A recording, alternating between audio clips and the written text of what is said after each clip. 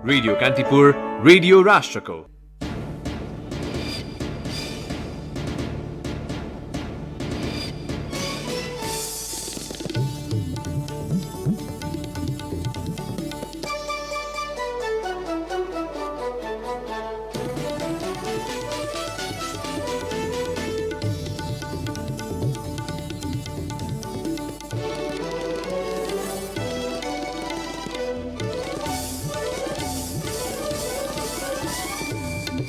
स्वास्थ्य सामग्री खरिद प्रक्रियामा चरम आर्थिक अनियमितता भएको संसदको सार्वजनिक लेखा समितिको निष्कर्ष, संलग्न पदाधिकारीमाथि छानबिन र कारवाहीका लागि अख्तियारलाई पत्राचार गर्ने, जनभावना अनुसार काम गर्न नसकेको आरोप खेपिरहेको नेकपा नेतृत्वको वर्तमान सरकार पार्टीको गुटगत स्वार्थका कारण थप आलोचित बन्दै संवैधानिक व्यवस्थामाथि हुने जस्तो सुकै खेलवाड स्वीकार्य नहुने कांग्रेसको चेतावनी, चीनी उद्योगीले बक्यौदा रकम फिर्ता गर्न सुरु गरेको भन्दै आन्दोलन फिर्ता लिन सरकारले गरेको आग्रह उखु किसानद्वारा अस्वीकार, किसान भन्छन् सरकारका झुटा आश्वासनले आन्दोलनबाट पछि हट्दैनौ। सन् 2020 को पहिलो 10 महिनामा अन्तर्राष्ट्रिय पर्यटकको आवागमनमा 72% गिरावट आएको विश्व पर्यटन संगठन UNWTO को भनाई, अन्तर्राष्ट्रिय पर्यटन बजारमा 9 खर्ब 35 अर्ब डलर बराबरको घाटा र अस्ट्रेलिया विरुद्धको पहिलो टेस्टको पहिलो इनिङ्समा इन्डियालाई अग्रता, पाकिस्तान विरुद्धको पहिलो T20 क्रिकेटमा न्युजिल्यान्ड 5 विकेटले विजयी। नमस्कार, कान्तिपुर डायरीबाट साथी प्रिन्स अनि तेजेन्द्रको समाचार अब विस्तारमा। संसदको सार्वजनिक लेखा समितिले स्वास्थ्य सामग्री खरिद प्रक्रियामा चरम आर्थिक अनियमितता भएको निष्कर्ष निकालेको छ। खरिद प्रक्रिया नियम संगत नभएको टुङ्गोमा समेत समिति पुगेको छ। समिति सचिव रोजनाथ पाण्डेका अनुसार स्वास्थ्य सामग्री खरिद अनियमिततामा संलग्न पदाधिकारीमाथि छानबिन गरी कारबाही गर्न अख्तियारलाई पत्राचार गर्ने निर्णय समेत समितिले गरेको छ। नेपालमा गत चैतमा कोरोना भाइरसको महामारी सुरु भए लगत्तै सरकारले द्रुत प्रक्रियाबाट बजार मूल्यको समेत छानबिन नगरी स्वास्थ्य सामग्री खरिदको जिम्मा ओम्नी बिजनेस कर्पोरेट इन्टरनेसनललाई दिएको थियो। सम्झौता अनुसार चैत 16 गते ओम्नी समूहले पहिलो लटमा स्वास्थ्य सामग्री काठमाडौँ ल्याए पनि अत्याधिक मूल्यमा ल्याएको भन्दै विरोध भएपछि सरकारले सम्झौता रद्द गरेको थियो। सो खरिद प्रक्रिया नै नियम संगत नभएको बताउँदै लेखा समितिले स्वास्थ्य सामग्री खरिदमा सूक्ष्म अध्ययन आवश्यक रहेको ठहर गरेको हो। लामो समयको प्रयासपछि समितिले आज खरिद प्रक्रियाबारे स्वास्थ्य तथा जनसङ्ख्या मन्त्री भानुभक्त ढकालसँग पनि जानकारी लिएको थियो। मन्त्री ढकालले फास्ट ट्र्याकबाट सामग्री खरिद गर्नुपर्ने भएकाले ओम्नी समूहसँग सम्झौता गरेको दावी गर्नुभयो। पहिलो लटको सामग्री नै महँगो भएपछि धरोटी समेत जफत गर्दै सम्झौता रद्द गरेकाले अब आर्थिक अनियमितता भएको भन्न नसकिने उहाँको तर्क थियो। मन्त्री ढकालले समय नदिएपछि लामो समयसम्म थन्किएको सो विषयमाथि समितिले झण्डै 9 महिनापछि आज निष्कर्ष सुनाएको हो। अब कान्तिपुर सविस्तार। कान्तिपुर सविस्तार। जनभावना अनुरूपको काम गर्न नसकेको आरोप खेपिरहेको सरकार पछिल्ला केही दिन यता थप विवादित बनेको छ, जसको एउटै कारण हो वैशाखमै जारी भएर खारेज भएको संवैधानिक परिषद सम्बन्धी अध्यादेश मङ्सिरमा फेरि जारी गर्नु। सरकारको निर्णयका कारण राष्ट्रपतिको भूमिकामा समेत प्रश्न उठ्न थालेको छ। पार्टीभित्रको विपक्षी खेमालाई तह लगाउने उद्देश्यले होस् या प्रतिपक्षी दलको आवाज बन्द गराउन सरकारले गरेका निर्णय एकपछि अर्को गर्दै विवादित बन्दैछन्, जसका कारण सरकार सत्तारूढ दलबाटै टाढिन थालेको छ। सरकारले जारी गरेको संवैधानिक परिषद सम्बन्धी अध्यादेश फिर्ता लिने र राष्ट्रपति ज्यू समक्ष संसदको बैठकको माग गरेर पेश गर्ने भनिएको आवेदन पनि फिर्ता गर्ने निर्णय सर्वसम्मतिले गरेको छ। सत्तारूढ नेकपाका प्रवक्ता नारायण काजी श्रेष्ठ गत बुधबारको स्थायी कमिटिले गरेका निर्णय सुनाउँदै प्रवक्ता श्रेष्ठको भनाइले सरकार स्वेच्छाचारी ढंगले अघि बढिरहेको भान दिन्छ। गत वैशाख 8 गते जारी भएको संवैधानिक परिषद सम्बन्धी अध्यादेश चौतर्फी आलोचना भएपछि 4 दिनपछि वैशाख 12 मै फिर्ता भएको थियो। संवैधानिक परिषद सिङ्गो राज्य भएकाले सरकारको मनोमानी नचल्ने भन्दै त्यसबेला पनि विरोध भएको थियो। सोही विषय समेटेर सरकारले गत मंगलबार फेरि पनि संवैधानिक परिषद सम्बन्धी अध्यादेश जारी गर्यो। सरकारको निर्णयप्रति प्रतिपक्षी मात्र होइन, सत्तारूढ दलकै नेताले बुद्धि र विवेकले भ्याएसम्म आलोचना गरे। नेता भीम रावल नेतृत्वमा स्वेच्छाचारिता बढ्दा मुलुक गम्भीर मोडमा आइपुगेको बताउँछन्। पार्टीका सिद्धान्त, नीति, विधि, कार्यक्रम, प्रक्रियाप्रतिको या त अवहेलना हो या त्यसप्रति कुनै गम्भीर नभएर आफूले जे गरेपछि जे पनि हुन्छ भन्ने मानसिकताको उपज हो। समग्रतामा निर्णय नमान्नु भनेको स्वेच्छाचारिता हो। संवैधानिक परिषद न त सरकारको मात्र हो न त कुनै अन्य निकायको। संविधानले नै सो परिषदमा राज्यको समानुपातिक र समावेशी प्रतिनिधित्वलाई सुनिश्चित गरेको छ। प्रधानमन्त्री अध्यक्ष रहने परिषदमा प्रधान न्यायाधीश, प्रतिनिधि सभाका सभामुख, राष्ट्रिय सभाका अध्यक्ष, प्रतिनिधि सभाका उपसभामुख र विपक्षी दलका नेता गरी 6 सदस्य रहने व्यवस्था छ। संविधानमै भएको व्यवस्थालाई चुनौती दिँदै सरकारले प्रधानमन्त्री सहित 3 जना मात्र उपस्थित भए कोरम पुग्ने र बहुमत सदस्य सहमत भए निर्णय गर्न सक्ने गरी कार्य सञ्चालन कार्यविधि संशोधन गर्यो। नेता राहुल यसलाई राजनीतिमा व्यक्ति र स्वार्थ समूह हावी भएको तर्क गर्छन्। स्वार्थपरक, व्यक्तिपरक प्रवृत्ति मौलाउँदै गएको देखिन्छ। देशको राजनीति सञ्चालन गर्ने, सरकार सञ्चालन गर्ने व्यक्तिहरूले सर्वप्रथम राष्ट्रको हितलाई सर्वोपरि राखेर आफ्ना स्वार्थहरूलाई राष्ट्रको स्वार्थको अधीनमा राख्ने संस्कृति बलियो गरी 7 सालदेखि नै स्थापित भएको देखिँदैन। बालुवाटारबाट अध्यादेश शीतल निवास पुगे लगत्तै राष्ट्रपति विद्यादेवी भण्डारीले लाल मोहर लगाइदिएपछि मुलुकको सर्वोच्च पद राष्ट्रपतिको भूमिकामाथि प्रश्न उठ्नु अस्वाभाविक होइन। अध्यादेश जारी गर्दा त्यसबाट पढ्न सक्ने असर लगायतका विषय मूल्याङ्कन नगरी जारी गरिनु पदीय दुरुपयोग हो भन्ने जमात पनि पर्याप्त छ।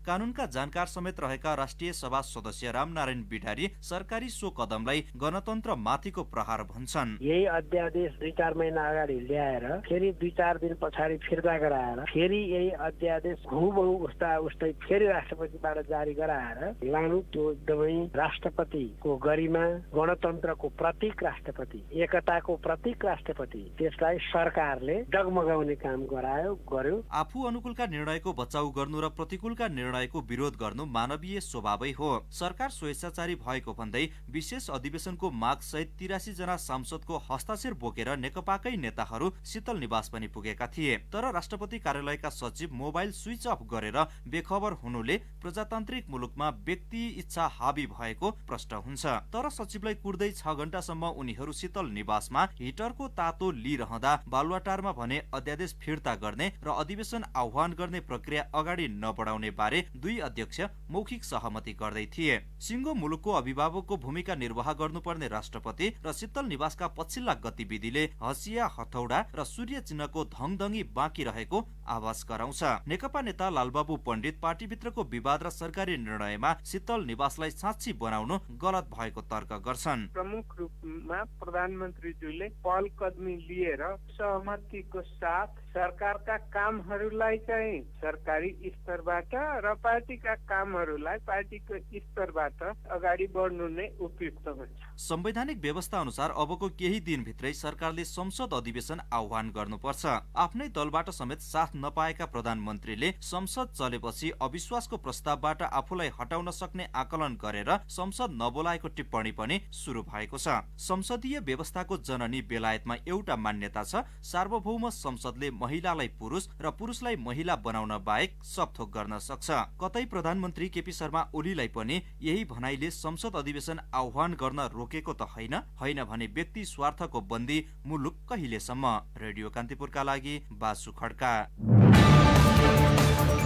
कान्तिपुर सविस्तार। संविधानको मर्म र भावना विपरीत संवैधानिक परिषद सम्बन्धी अध्यादेश आएको भन्दै प्रमुख प्रतिपक्षी नेपाली कङ्ग्रेसले तत्काल फिर्ता गर्न सरकारसँग माग गरेको छ। काठमाडौँमा आज बसेको कङ्ग्रेस संसदीय दलको कार्यसमिति बैठकले वर्तमान सरकार चौतर्फी रूपमा असफल हुँदै गएकाले निरङ्कुश सोचले ल्याएको अध्यादेश फिर्ता हुनुपर्ने निर्णय गरेको हो। बैठकपछि प्रमुख सचेतक बालकृष्ण खाँडले संवैधानिक व्यवस्थामाथि हुने जतासुकै खेलवाड स्वीकार्य नभएको बताउनु भयो। कङ्ग्रेसले संसदको हिउँदे अधिवेशन अविलम्ब बोलाउन सरकारको ध्यानाकर्षण पनि गराएको छ। जनताका समस्यासँग सम्बोधन गर्न तथा सरकारलाई खबरदारी गर्न पनि अधिवेशन आवश्यक रहेको कङ्ग्रेसको निष्कर्ष छ। बैठकले कोरोना महामारी नियन्त्रण तथा व्यवस्थापन गर्न सरकार पूर्ण रूपमा असफल भएको निष्कर्ष निकाल्दै कोरोना नियन्त्रण तथा व्यवस्थापनमा सरकार गम्भीर नभएको ठहर गरेको छ। कोरोना नियन्त्रणको नाममा अनियमितता गर्नेलाई कारबाही गर्न पनि बैठकले माग गरेको छ। उखु किसानको आन्दोलनमा ऐक्यबद्धता जनाउँदै कङ्ग्रेसले समस्या समाधानका लागि दीर्घकालीन उपाय खोज्न सरकारलाई सुझाएको छ। कङ्ग्रेसले मोरङमा प्राध्यापक राजेन्द्र श्रेष्ठको अपहरणपछि हत्या भएको घटनालाई निन्दनीय र दुःखद घटना भन्दै भर्त्सना गरेको छ।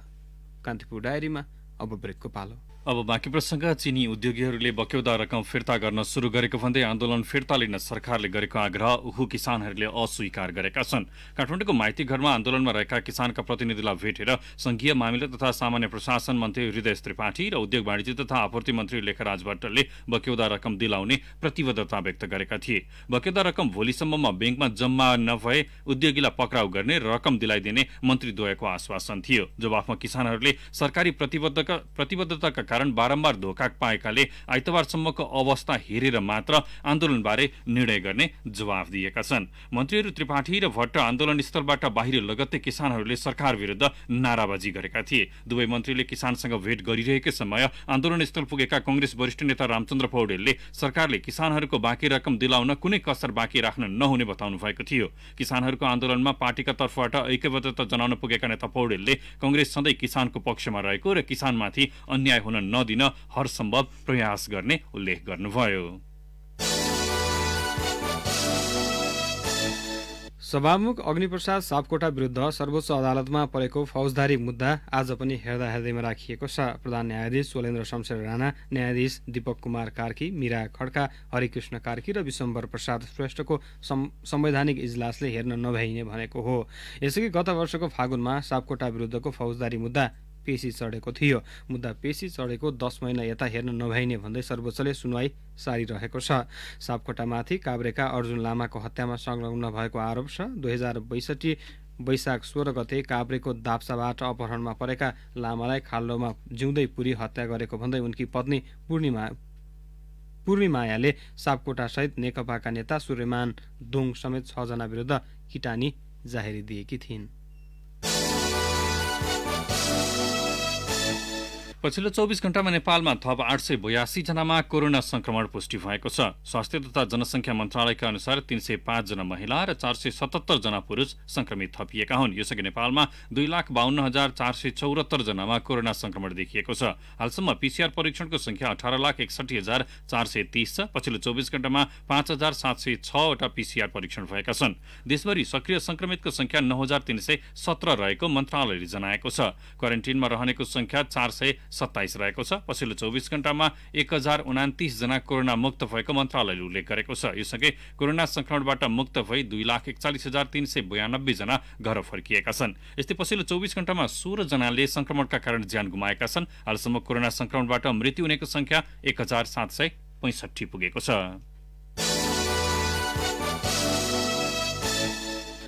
प्रदेश 1 मा सुरक्षा संवेदनशीलतालाई मध्यनजर गर्दै प्रहरी चौकी स्थापनाको माग बढेको छ। विशेष गरी सीमा क्षेत्रमा प्रहरी चौकी स्थापनाका लागि बढी निवेदन आएको प्रदेश 1 प्रहरी कार्यालयले जनाएको छ। सुरक्षा संवेदनशीलता र आवश्यकताका आधारमा 2 वर्षको अवधिमा थप 108 प्रहरी चौकी स्थापना गरेको प्रदेश 1 प्रहरी कार्यालयका प्रवक्ता डीएसपी कविन्द्र कुमार कार्कीले जानकारी दिनुभयो। प्रक्रिया पुर्याएर विभिन्न जिल्लाबाट चौकी स्थापनाका लागि थप 53 निवेदन परेको कार्कीको भनाइ थियो। धनकुटामा 11, सुनसरीमा 8, झापा र खोटाङमा 5-5, उदयपुरमा 7, भोजपुर, तेह्रथुम र सङ्खुवा सभामा 4-4, इलाम र 5 थरमा 2-2 र ताप्लेजुङमा 1 वटा प्रहरी चौकी माग गरिएको प्रदेश 1 प्रहरी कार्यालयले जनाएको छ। ओखलढुङ्गा, सोलुखुम्बु र मोरङमा प्रहरी चौकी मागको सम्बोधन भइसकेको डीएसपी कार्कीको भनाइ छ। आवश्यकता अनुसार प्रहरी दरबन्दी नभएकाले हाललाई अस्थायी प्रहरी चौकी स्थापना गरी दरबन्दी भएका कार्यालयबाट 2-4 जना प्रहरी खटाएर काम गरिरहेको प्रदेश 1 प्रहरी कार्यालयले जनाएको छ। विश्वका 100 उत्कृष्ट नर्स तथा मिडवाइफको सूचीमा नेपालका 4 जना छनौट भएका छन्। नर्स तथा मिडवाइफ अन्तर्राष्ट्रिय वर्ष 2020 का अवसरमा विश्व स्वास्थ्य संगठन UNFPA, अन्तर्राष्ट्रिय नर्सिङ परिषद तथा अन्तर्राष्ट्रिय मिडवाइफ संघले संयुक्त रूपमा नेपालका 4 जना सहित 100 जनालाई सूचीकृत गरेको हो। सो सूचीमा नेपालबाट मिडवाइफ प्रशंसा बुढा लामा र रुक्मणी त्रिपाठी तथा नर्स दुर्गा सापकोटा र सुषमा योन्जन परेका छन्। कोरोना महामारीको समयमा मिडवाइफ तथा नर्सहरू अग्रपंक्तिमा खटिएर बिरामीको सेवा गरे बापत सूचीमा सूचीकृत गरिएको वुमन इन ग्लोबल हेल्थ नामक संस्थाले उल्लेख गरेको छ। अब केही समाचार संक्षेपमा। जनकपुरको गंगा सागरमा रामजानकी विवाहको पूर्व सन्ध्यामा मठ कोर सम्पन्न भएको छ। विवाह अघि वैदिक परम्परा अनुसार माटोको पूजा गर्ने रामजानकी विवाहको पूर्व सन्ध्यामा मठ कोर विधि गरिएको हो। राष्ट्रिय प्राकृतिक संरक्षण कोषको सदस्य सचिवमा शरद चन्द्र अधिकारी नियुक्त हुनुभएको छ। यसअघि अख्तियार दुरुपयोग अनुसन्धान आयोगको जनसम्पर्क तथा संचार विज्ञका रूपमा काम गरेका अधिकारीलाई कोषका अध्यक्ष एवं वन तथा वातावरण मन्त्री शक्ति बस्नेतले सदस्य सचिव नियुक्त गर्नुभएको हो। कोरोना भाइरस महामारीका कारण 9 महिनादेखि बन्द रहेका काठमाडौँ उपत्यकाका मस्जिद तथा मद्रसाहरू आजबाट खुलेका छन्। भौतिक दूरी पालना गर्दै मास्क अनिवार्य प्रयोग गरेर नमाज पढ्न आग्रह गरिएको छ। काठमाडौँ उपत्यकामा निजी तथा सार्वजनिक सवारी साधनमा लागू भएको जोरबिजोर प्रणाली आजबाट हटेको छ। प्रतिबन्ध हटेसँगै सडकमा सवारी साधनको चाप पनि बढेको छ। अत्याधिक चिसोसँगै कोरोना महामारीको जोखिम बढेको भन्दै कञ्चनपुरको भीमदत्त नगरपालिकाका विद्यालयहरू भोलिबाट बन्द हुने भएका छन्। जापान नेपाल मैत्री परिषदले धनकुटाको महालक्ष्मी नगरपालिकाका 4वटा विद्यालयमा शैक्षिक र स्वास्थ्य सामग्री हस्तान्तरण गरेको छ। लागु औषधसहित प्रहरीले कास्की, मोरङ, सर्लाही र कपिलवस्तुबाट 6 जनालाई पक्राउ गरेको छ। कान्तिपुर डायरीमा अब रसुवा डायरीको पालो। रसुवा डायरीबाट बलराम घिमिरेको नमस्कार। रसुवागढी नाकाबाट हुने आयात घटेको छ। चालु आर्थिक वर्षको पहिलो चौमासिकमा रसुवागढी नाका हुँदै 3 अर्ब 73 करोड 4 लाख 86 हजार मूल्य बराबरको सामान आयात भएको छ। अघिल्लो आर्थिक वर्षको सोही अवधिमा 19 अर्ब 41 करोड 84 लाख 36 हजार मूल्य बराबरको सामान आयात भएको थियो। चालु आर्थिक वर्षको पहिलो चौमासिक र अघिल्लो आर्थिक वर्षको सोही अवधिसँग तुलना गर्दा 15 अर्ब 68 करोड 6 लाख 50 हजार मूल्य बराबरको सामान आयात घटेको छ। निर्यात भने शून्य रहेको रसुवा भन्सार कार्यालयले बताएको छ। विश्वव्यापी फैलिएको कोरोना भाइरस कोभिड-19 का कारण रसुवागढी नाकाबाट हुने आयात घटेको रसुवा भन्सार कार्यालयका भन्सार अधिकृत ललिता ग्यामलले बताउनु भयो। यस वर्ष रसुवामा चीज उत्पादन घटेको छ। कोरोना भाइरसका कारण चीज उत्पादन घटेको हो। दुग्ध विकास संस्थानले जिल्लाको 4 ठाउँबाट याक चीज र मक्खन उत्पादन गर्दै आइरहेको छ। यस पटक संस्थानले 4 ठाउँबाट 24,477 किलो याक चीज उत्पादन गरेको छ। अघिल्लो वर्ष 4 ठाउँबाट 39,680 किलो याक चीज उत्पादन गरेको थियो। मैलुङ स्याफ्रुबेसी सडक खण्ड स्तरोन्नति गर्ने काम धमाधम सुरु भएको छ। यो सडक गल्छी त्रिशुली मैलुङ स्याफ्रुबेसी रसुवागढी जोड्ने सडक खण्ड हो। अहिले सो खण्डमा सडक चौडा बनाउने, नाला बनाउने तथा टेवा पर्खा लगाउने काम भइरहेको गल्छी त्रिशुली मैलुङ स्याफ्रुबेसी रसुवागढी सडक आयोजनाका आयोजना प्रमुख नारायण दत्त भण्डारीले बताउनु भयो। चिसोका कारण माथिल्लो मैलुङ जलविद्युत आयोजनाको काम प्रभावित भएको छ। यो आयोजना रसुवा र धादिङको सीमा क्षेत्र सोमदाङमा निर्माण भइरहेको छ। आयोजनामा हरेक वर्ष 6 महिना मात्र काम हुन्छ। हालसम्म 98% काम सकिएको छ। तोकिएको समय सीमाभित्र निर्माण सम्पन्न हुन नसकेपछि हालसम्म 3 पटक म्याद थप भइसकेको छ। हवस् त रसुवा डायरी आजलाई यति नै। बलराम घिमिरेलाई बिदा दिनुहोस्। नमस्कार। जिल्ला डायरीपछि कान्तिपुर डायरीमा फेरि पनि ब्रेकको पालो। कान्तिपुर डायरीमा अब आर्थिक प्रसङ्ग। वैदेशिक रोजगारबाट फर्केका तथा कोभिड-19बाट प्रभावित 50 जना युवालाई आत्मनिर्भर बनाउन जनकपुरमा 3 महिने प्रशिक्षण दिइएको छ। प्रशिक्षणमा वैदेशिक रोजगारबाट फर्केर स्वदेशमै गरी खान चाहने सीमान्तकृत दलित पिछडिएको वर्ग तथा महिलालाई बेमौसमी तरकारी खेती सम्बन्धी तालिम दिइएको हो। वैदेशिक रोजगारीमा नगई स्वदेशमै केही गर्न चाहने र व्यवसाय गर्न आवश्यक पुँजीको अभाव हुने युवालाई सिप दिएर आत्मनिर्भर बनाउने प्रशिक्षण कार्यक्रमको मुख्य उद्देश्य रहेको आसमान नेपाल सबैला नगरपालिकाका संयोजक सुरेश यादवले बताउनुभयो। असोज पहिलो सातादेखि सुरु भएको तालिम पुस 1 गते सम्पन्न भएको हो। बेमौसमी तरकारी खेती र हाउस वायरिङ सिकाउन 390 घण्टाको कक्षा सञ्चालन गरिएको थियो। बेमौसमी तरकारी खेतीका लागि तालिम लिएका सबैजसो सहभागीले व्यावसायिक तरकारी खेती सुरु गरिसकेका छन्। धनुषाका 2 र सिराहा तथा महोत्तरीका 50 जना युवालाई आसमान नेपालले सो प्रशिक्षण दिएको हो। अब अन्तर्राष्ट्रिय प्रसङ्ग। संयुक्त राष्ट्रसङ्घको विश्व पर्यटन संगठन UNWTOले सन् 2020 को पहिलो 10 महिनामा अन्तर्राष्ट्रिय पर्यटकको आवागमन दरमा 72% गिरावट आएको जनाएको छ। कोरोना महामारीका कारण पर्यटन क्षेत्र ठप्प हुँदा विश्वभर 90 करोड पर्यटक घटेको र त्यसका कारण अन्तर्राष्ट्रिय पर्यटन बजारमा 9 खर्ब 35 अर्ब डलर बराबरको घाटा भएको UNWTOले उल्लेख गरेको छ। यही अवस्था रहिरहे सो घाटा 11 खर्बको हाराहारीमा पुग्ने आकलन उसको छ।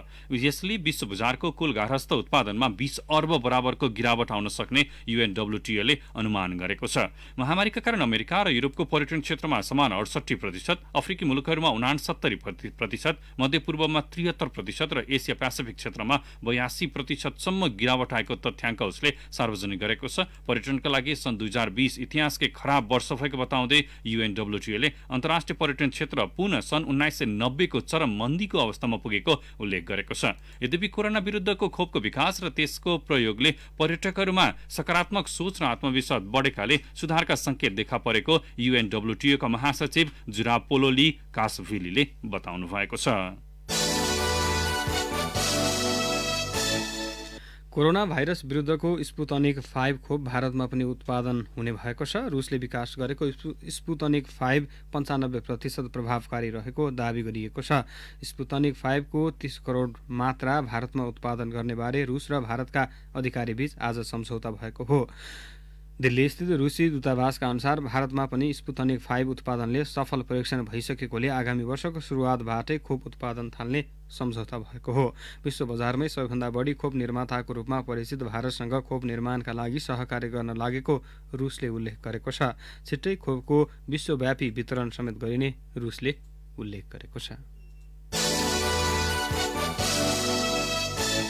भारतका प्रधानमन्त्री नरेन्द्र मोदीले राजनीतिक पार्टीका अगुवाले किसानहरूलाई दिग्भ्रमित बनाइरहेको आरोप लगाउनु भएको छ। किसान आन्दोलनको 30औं दिन आज भर्चुअल माध्यमबाट किसानहरूका नाममा सम्बोधन गर्दै उहाँले राजनीतिक दल विशेषका नेतालाई किसानलाई बहकाउन र दिग्भ्रमित गर्न छोडी उनीहरूको भलाइका लागि काम गर्न आग्रह गर्नुभएको हो। आफूले किसानको फाइदाका लागि मात्रै कृषि कानून ल्याएको र जस्तोसुकै मन्दी र खराब अवस्थामा पनि यस कानूनले किसानको भलो गर्ने प्रधानमन्त्री मोदीको दावी थियो। कृषि कानून लागू भएको 6 महिनासम्म पनि यसका कारण वास्तविक बजारमा समस्या नआएको जिकिर गर्दै उहाँले किसानलाई बिचौलिया र राजनीतिक दलहरूले नै आफ्नो पक्षमा प्रयोग गरिरहेको बताउनुभयो। भारतभरिका 23,000 गाउँ र मध्य प्रदेशका सम्पूर्ण जिल्लाका किसानहरूलाई कृषि सम्मेलन मार्फत प्रधानमन्त्री मोदीले सम्बोधन गर्नुभएको थियो। कान्तिपुर डायरीमा अब खेल प्रसङ्ग। नेपाल खेलकुद पत्रकार मञ्च NSJF-ले आयोजना गर्ने 17औं संस्करणको पल्सर स्पोर्ट्स अवार्डको पिपल्स चोइस विधाको मनोनयन सार्वजनिक गरिएको छ। NSJF-ले आज काठमाडौँमा पत्रकार सम्मेलन गरी पिपल्स चोइस विधाको मनोनयनमा परेका 5 जना खेलाडीको नाम सार्वजनिक गरेको हो। मनोनयनमा पौडीकी गौरी कासिङ, बास्केटबलकी सदिना श्रेष्ठ, भलिबलकी कप्तान अरुणा शाही, फुटबलकी सावित्रा भण्डारी र करातेका मण्डे काजी श्रेष्ठ रहेका छन्। मनोनित मध्ये सावित्रा भण्डारी दोस्रो पटक पिपुल्स चोइस विधामा मनोनयनमा परेकी हुन्। उनी 2075 को स्पोर्ट्स अवार्डको मनोनयनमा परेकी थिइन्। सावित्राले 2075 मा उत्कृष्ट वर्ष खेलाडीको अवार्ड हात पारेकी थिइन्। बाँकी खेलाडी पहिलो पटक यो विधाको मनोनयनमा परेका हुन्। गत वर्ष काठमाडौँ, पोखरा र जनकपुरमा भएको 13औं दक्षिण एसियाली खेलकुद सागमा उत्कृष्ट प्रदर्शन गरेका चर्चित खेलाडीहरू मनोनित गरिएको NSJF का सचिव तथा खेलाडी छनौट समितिका संयोजक गोविन्द रेग्मीले बताउनुभयो। मनोनयनमा परेका खेलाडीको उत्कृष्टताको छनौट ई-सेवा भोटिङ, फेसबुक लाइक, आयोजक संस्थाका पत्रकारको भोट र राष्ट्रिय सङ्घका मुख्य प्रशिक्षकको भोटका आधारमा हुनेछ। भोटिङ आजबाट सुरु भई पुस 27 गते राति 12 बजेसम्म खुला रहने NSJF-ले जनाएको छ। इन्डियाले अस्ट्रेलिया विरुद्धको पहिलो टेस्टको पहिलो इनिङ्समा 53 रनको अग्रता बनाएको छ। पहिलो इनिङ्समा अस्ट्रेलिया 191 रनमा अल आउट भएपछि भ्रमणकारी टोली इन्डिया अग्रता लिन सफल भए। टेस्टको दोस्रो दिन आज 15 विकेट झरेको थियो। इन्डियालाई पहिलो इनिङ्समा 244 रनमा समेट्दै आफ्नो पहिलो इनिङ्स थालेको घरेलु टोलीका अघिल्ला क्रमका कुनै ब्याट्सम्यान क्रिजमा जम्न सकेनन्। अस्ट्रेलियाका लागि क्याप्टेन टिम पायनरले नट आउट 73 र मार्लोस लावुस्टेनले 47 रन बनाएका थिए। 6 जना ब्याट्सम्यान दोहोरो अङ्कको स्कोर नगर्दै पवेलियन फर्केका थिए। अस्ट्रेलियालाई कम स्कोरमा समेट्ने क्रममा रविचन्द्रन अश्विनले 4, उमेश यादवले 3 तथा जसप्रीत बुमराहले 2 विकेट झारेका थिए। आजै आफ्नो दोस्रो इनिङ्स थालेको इन्डियाले दिनको खेलको समाप्तिमा 1 विकेट गुमाएर 9 रन बनाएको छ। ओपनर पृथ्वी शाह मात्र 4 रनमा प्याट क्युमिन्सको बलमा बोल्ड हुन पुगे। यसअघि 6 विकेटको क्षतिमा 233 रनबाट आज दोस्रो दिनको खेल थालेको इन्डियाले थप 11 रन जोड्न बाँकी 4 विकेट गुमाएको थियो। इन्डियाका लागि क्याप्टेन विराट कोहलीले 74, चतेश्वर पुजाराले 43 र अजन्का रहानेले 42 रन बनाएका थिए। अस्ट्रेलियाका लागि मिचेल स्टार्सले 4 र प्याट क्युमिन्सले 3 विकेट झारेका थिए। क्रिकेटकै अर्को प्रसङ्ग पाकिस्तान विरुद्धको पहिलो ट्वेन्टी क्रिकेटमा न्युजिल्यान्ड 5 विकेटले विजयी भएको छ। यो सँगै न्युजिल्यान्डले 3 म्याचको सिरिजमा 1-0 को अग्रता लिएको छ। अकल्यान्डमा पाकिस्तानले दिएको 154 रनको लक्ष्य घरेलु टोली न्युजिल्यान्डले 7 बल बाँकी छँदै 5 विकेटको क्षतिमा भेटायो। उसको जितमा टिम सेफर्डले 57, मार्क च्याम्मेनले 34 र ग्लेन फिलिप्सले 23 रन बनाए। पाकिस्तानका लागि हेरिस रफले 3 र सहिम अफ्रिदीले 2 विकेट लिए पनि न्युजिल्यान्डलाई सस्तामा भने समेट्न सकेनन्। यसअघि अकल्यान्डमा पहिला ब्याटिङ गरेको भ्रमणकारी टोली पाकिस्तानले निर्धारित ओभरमा 9 विकेट गुमाएर 153 रनको मध्यम एकफल तयार पारेको थियो। उसका लागि क्याप्टेन शाहाब खानले 42 र फहिम अशरफले 31 रन बनाए। जाबोक डुफीले 4 र स्कट गुलेनिनले 3 विकेट झारे। दोस्रो ट्वेन्टी आइतबार